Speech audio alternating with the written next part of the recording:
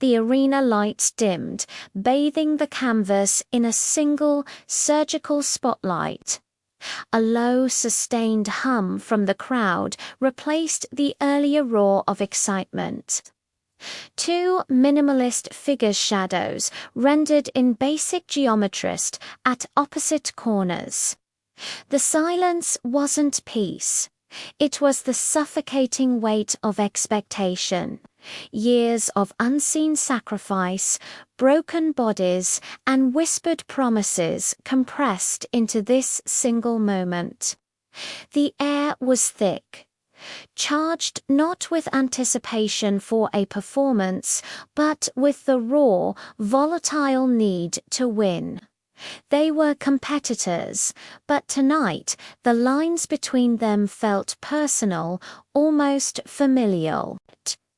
Their eyes met across the vast empty space of the ring. It was not a glare of scripted hatred, but a look of profound shared exhaustion. One competitor, known as the Phantom, nervously adjusted the tape on his wrist, a tremor betraying his calm facade. The other, the Titan, remained utterly still, a mountain of quiet intensity, but the pulse throbbing visibly in his neck gave him away. The camera operator, unseen, held a shaky breath. This wasn't the usual show. There was a deep, unsettling truth lurking just beneath the surface of their composure, waiting to break out. The referee stepped between them, his hand raised, signaling the final readiness. The bell hung suspended, a silent judge. Titan took a deliberate step toward the center, violating the unspoken rule of keeping distance until the bell. Phantom didn't retreat. He met the step with one of his own.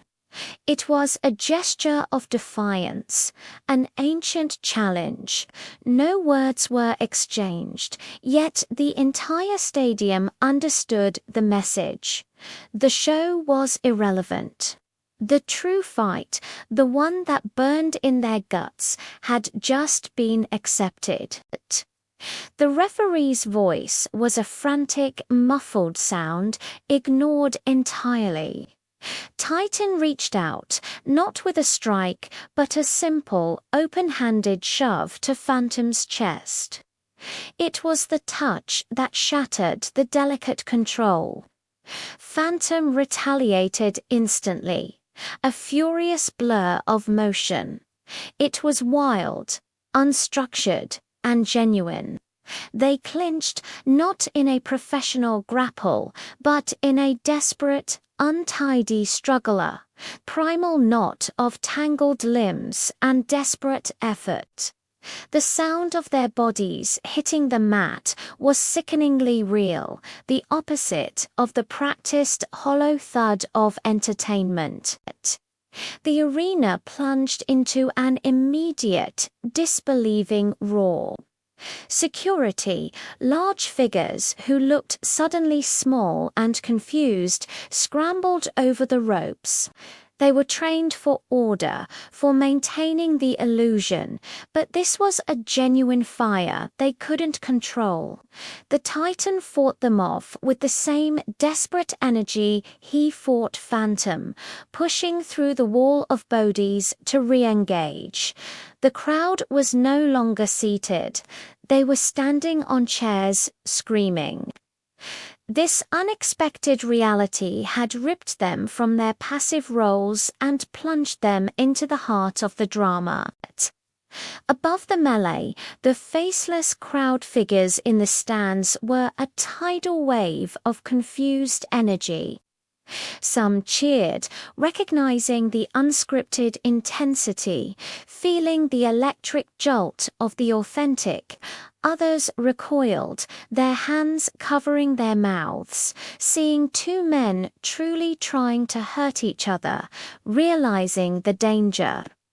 A young child near the front row began to cry, his small figure a stark contrast to the escalating madness.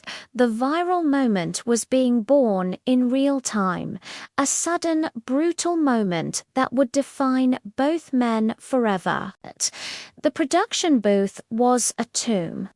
The executive producer simply stared at the monitor, his face pale and unmoving. He understood the viral gold they had just captured, but he also understood the cost. Backstage, in the sterile locker room, a single figure, a veteran who had seen everything, quietly packed his bag and walked out. He didn't speak. The fight had confirmed a painful truth.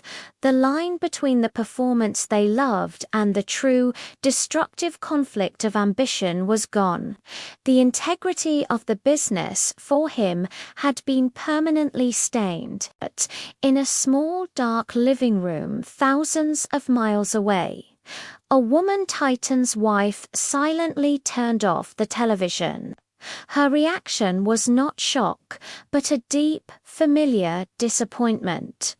She recognized the look in his eyes, not the character's rage, but the man's unmanaged fury.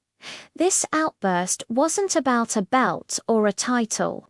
It was about the crushing debt of his father's legacy, a ghost that demanded perfection.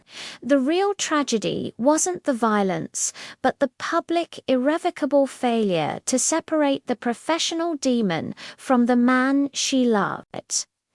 The news reports exploded far outside the sports pages.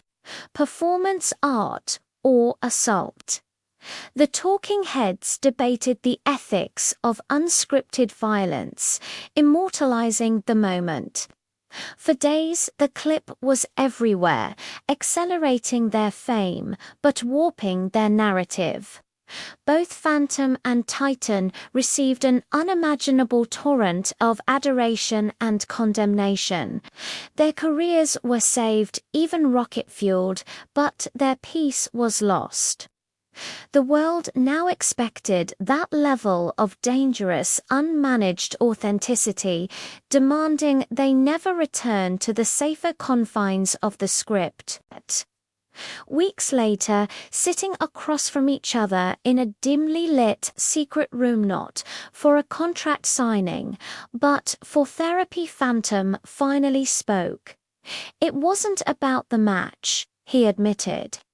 My mother is sick. I needed the win bonus to move her. He knew. Titan nodded, his eyes hollow. My shove wasn't rage. It was desperation. I told him he shouldn't be here sacrificing himself for a character when his family needed him. I tried to get him disqualified so he could go home. The viral fight wasn't hatred. It was a desperate, misunderstood act of painful, brutal compassion.